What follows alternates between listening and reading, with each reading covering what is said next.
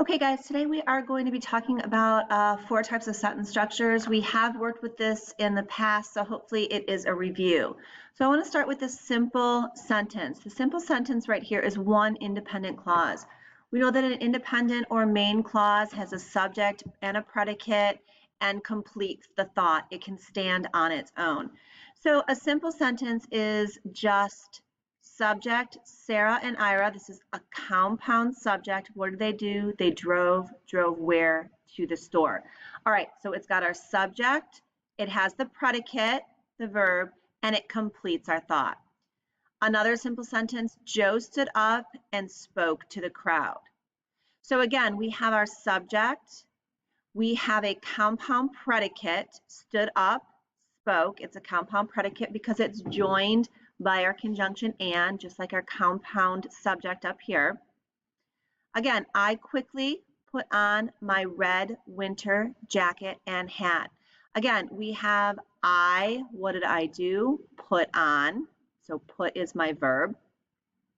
Winter jacket, hat. Again, compound objects. All right, so all of that is subject, verb, or subject, predicate, complete thought, one independent clause, one main clause. Going down to our compound, this is going to be our 2 independent clauses joined together with a coordinating, oh, it looks like I spelled that wrong. Let's see. Coordinating, there we go, conjunction. Otherwise known as our fanboys, for, and, nor, but, or, yet, so. Those are our coordinating conjunctions. When you worked yesterday with your subordinating clauses, you saw subordinating conjunctions, which we are going to use in our complex sentences. So with our compound sentences, we have 2 independent clauses. She did not cheat. Here is our subject. Did not what? Cheat. Now, here we have our comma, fanboy. That's our comma coordinating conjunction. It was the wrong thing to do. Subject, verb, it was what? The wrong thing to do. It completes the thought.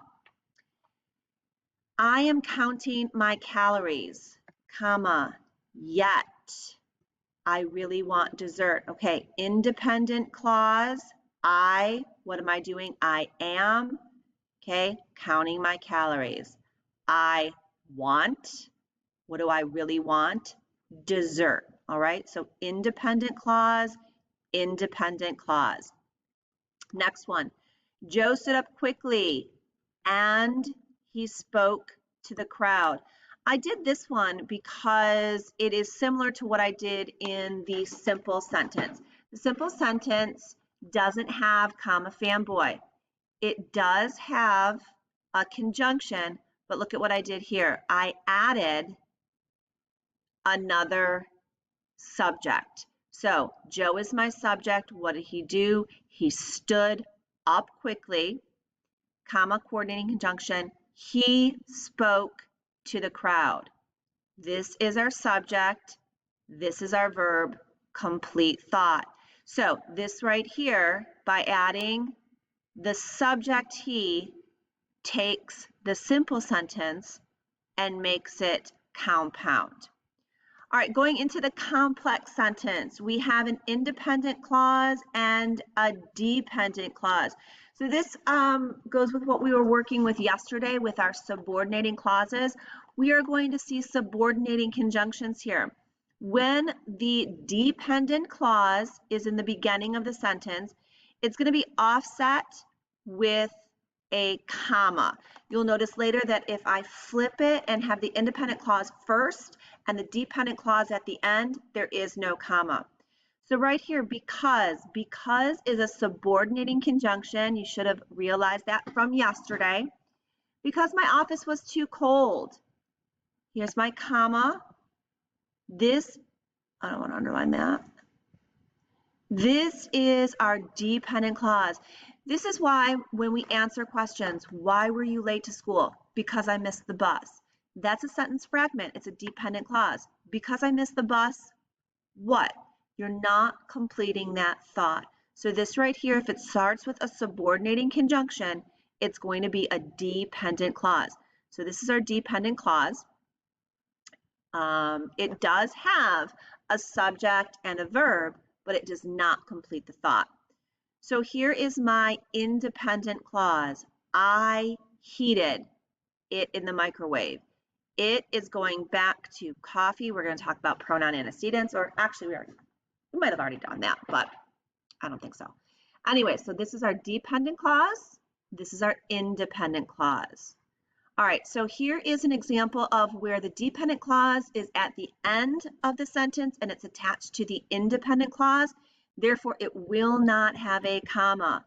So she returned the computer. This right here is my independent clause. She is my subject. Returned is my verb or my predicate. What did she do? Returned the computer.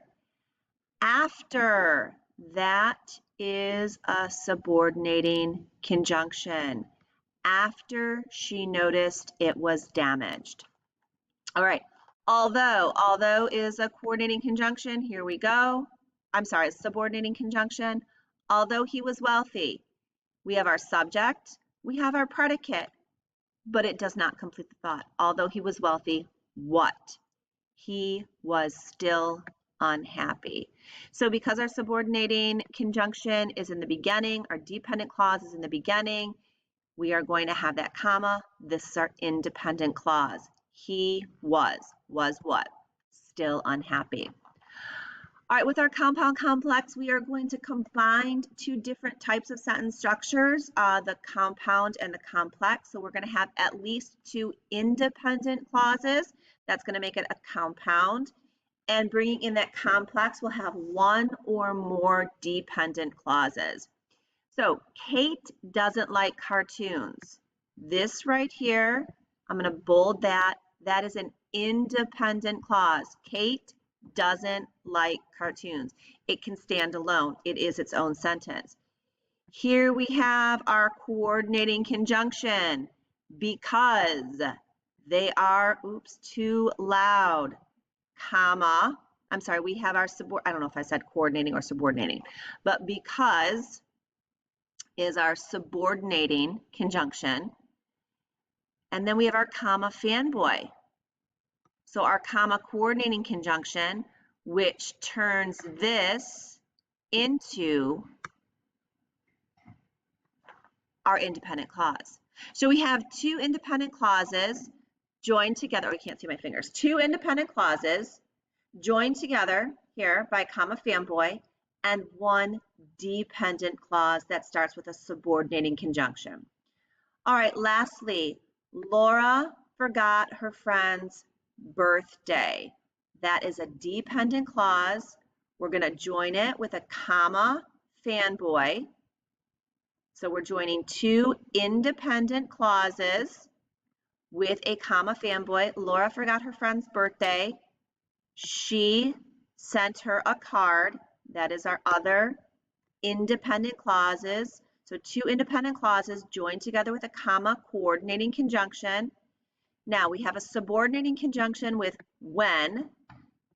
Hey, it's Miss Heike. I'm just taping.